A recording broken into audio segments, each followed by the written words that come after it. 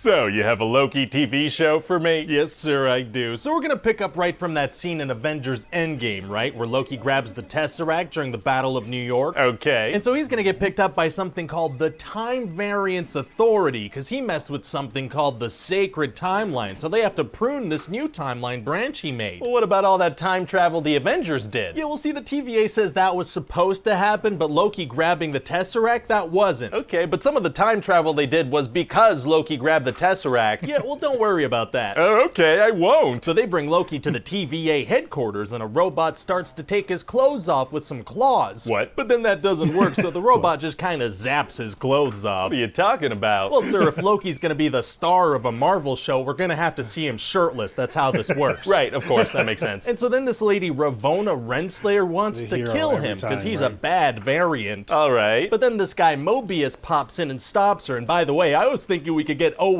Wilson to play this guy. Oh, people love Owen Wilson. Yeah, they do. Wow, wow, wow.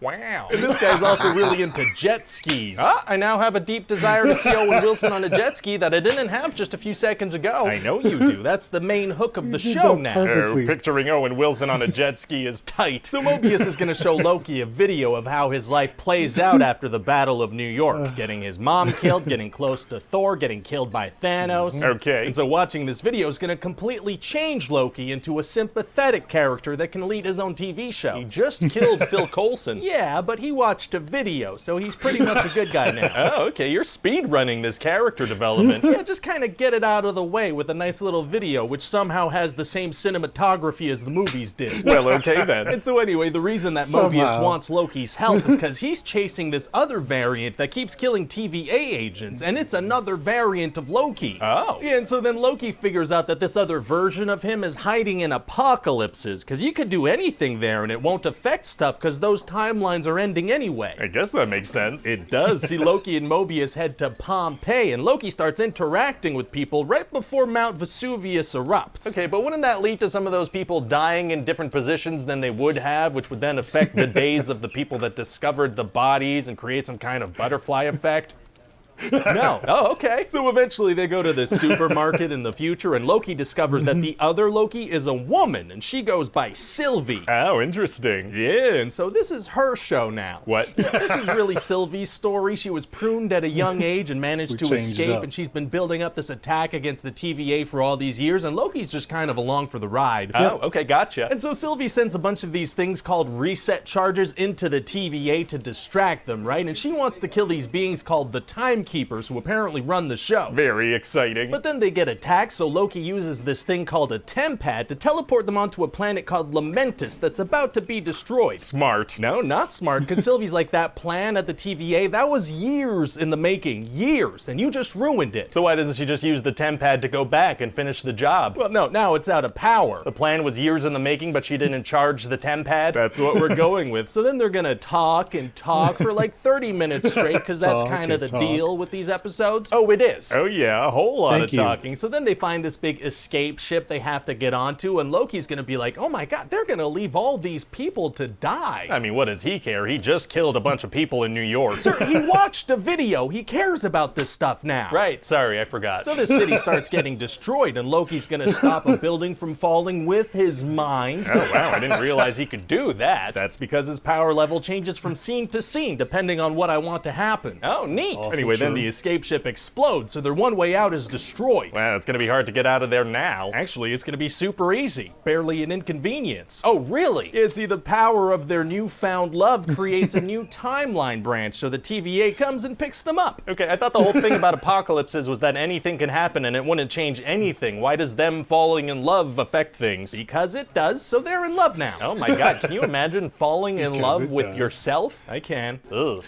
Sorry, I'm not interested. Oh, no, I mean, I can't imagine it, obviously, since I wrote it. Also, we're not the same person. I have glasses. Right, of course. Anyway, so Sylvie's also going to reveal that the TVA agents are actually just variants that used to be real people. Oh. And then eventually they find out that the Timekeepers aren't even real, and Mobius and Loki are both going to get pruned. Oh my god, Loki dies? Well, no, because see, we're going to learn that pruning someone just sends them to the void at the end of time, where a big smoke monster called Eliath is then going to kill them. Okay, why does doesn't the TVA just straight up kill people then? Why the extra steps? Well, because the fans are gonna expect a scene where we watch Loki die only to find out he's not really dead. That's a good point. So Loki ends up in this void place where there are different kinds of Loki variants. Like there's an old Loki, there's an alligator Loki. Okay, does that mean in one timeline Odin adopted an alligator, or that they were all alligators in that timeline? Doesn't matter. What does matter is that we have an alligator Loki now. Fair enough. So what's the alligator gonna do? Eat someone's hand. That makes a lot of sense. So meanwhile, Ravonna explains to Sylvie the whole thing about how pruning sends you to a void, and she also says there's a ship that can bring you there. Okay. But see, Sylvie is smart, and she realizes that she's just stalling for time so agents can get there, and there is no ship. So what does she do? Well, she prunes herself so she can go to the void too. If she decided that Ravonna was lying about the ship, why did she think she was telling the truth about the void and the pruning? I don't know, but luckily she was telling the truth about that one part, so it works out great. Well, fantastic. So then Sylvie's about to be killed by this smoke monster, and Mobius shows up in a pizza car and saves her. How do you know where she was? Unclear, but then they go join Loki, who's been dealing with like a bunch of Lokis. Very fun. And then Sylvie's gonna realize that she can use her enchantment powers on this beast. She's been using them on people all season, kind of like a mind control thing. Literally nobody in the history of time who's ever been pruned has had powers like that. That's what we're going with. Well, okay then. And Mobius is gonna go back to the TVA using a temp pad, and Ravonna's gonna overpower him and escape through a doorway thing. Where's she going? Into season 2, presumably. Oh, okay. So then we're gonna meet this guy called He Who Remains, who's kind of Kang the Conqueror, only we don't know he's kind of Kang the Conqueror yet, only we do because we're obviously gonna announce the casting. Oh boy, so what's he gonna do? Oh, well, he's gonna talk. Oh, yeah, he's gonna talk for like 45 minutes. He's gonna explain everything. It's gonna be like that architect scene from The Matrix. Wow. Talk, talk, talk, talk, talk. And sometimes Loki and Sylvie are gonna be like, why? Or what does that mean? And that'll set up the next rounds of talking. A very talky finale. And so essentially this guy is like, you can kill me, which will create like a multiverse and a huge war, or you can take over and protect the sacred timeline. So what happens? Well, Sylvie does kill him, and then the multiverse branches out into like crazy timelines, and he's like, see you soon. Oh boy, that's massive. It's a massive deal. This multiverse is going to shape the whole phase of the MCU. This is gonna be such an insane twist. Nobody's gonna see this coming. Yeah, as long as we don't spoil that this is going to happen in some way. Oh yeah, well, we might do that now that you mention it. What? How?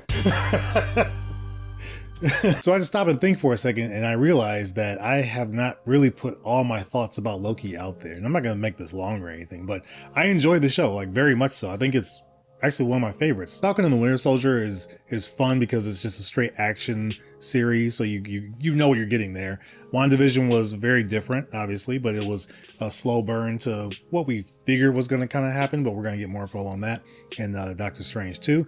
This one, it had a lot of twists and turns, but there was a lot of things that it was able to reveal in a different way. I feel like it was the most satisfying series, at least for me, when it came to the things I was hoping it would do, and it came to fruition. So you got He Who Remains, who is a variant of Kang the Conqueror, and that was an awesome scenario. I guess, is Kang a variation of He Who Remains? Is that how it is, or is it the other way around? I always forget. But I enjoyed the show. Now, I will say this, episode 3 and episode 5 were very much filler episodes.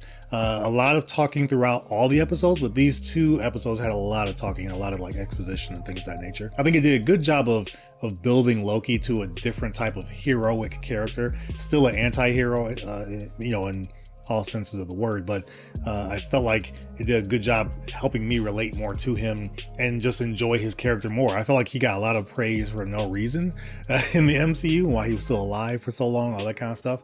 But now this puts him on a different trajectory as a character in the MCU. So I really enjoyed it. I'm really looking forward to season 2 of this one, considering I hear we should be getting it next year, 2022. So that'll be awesome. And it's the first show, as far as MCU shows, that we know is getting a season 2. So there's a few that I think are gonna get multiple seasons, but this one I'm actually, really excited for. So that's already in the pipeline that they're gonna do that. But again, I enjoyed it. There's a lot of talking. I think Ryan George does a good job of really kind of, painting the picture there. That's a very talky season finale. He does a good job there. But this was overall just really funny, especially the part about, falling in love with yourself. And he's talking to himself. He's like, I wouldn't want that. And he's like, no, it's, I understand what he means by that. There's a lot of different moments in this pitch meeting that highlight good things from the show, and then also kind of make fun of pitch meetings in general. Also, the fact that he was able to go through the whole season, all 6 episodes, in less than 8 minutes in a really good way. If you haven't seen the show, I mean, this will spoil everything for you, but you have a really good idea of what happened. So he did a good job here. Let me know your thoughts on this pitch meeting. I'm sure Honest Trailer will do one maybe next week or in a couple of weeks, so I'll be looking for that. But again, in the comments below, let me know your thoughts on the pitch meeting and on Loki, the show overall. What was your favorite episode? Did you get what you were hoping for from the show and from the MCU? Because it's definitely going to change. There's definitely going to be some changes here, so I'm looking forward to it. To my hyper crew, Brian Tidwell, Steve O, Slepnier, K6013, Portal on Mobile 44, Dash Milner, and Daniel Lopez. Thank you guys so much for being a part of that crew. To all my members and subscribers, thanks so much for supporting the channel, whether it's helping the channel grow by hitting that subscribe button or helping monetarily. I really do appreciate it. It does not go unnoticed. And while you're still here, hit that like button if you haven't done so already. It does help out the channel, helps me know what you guys want to see. You can also see our most popular videos on the channel right over here. You can see our most recent reaction right up there. If you've seen all of that, I will see you guys in the comments. We'll talk about this.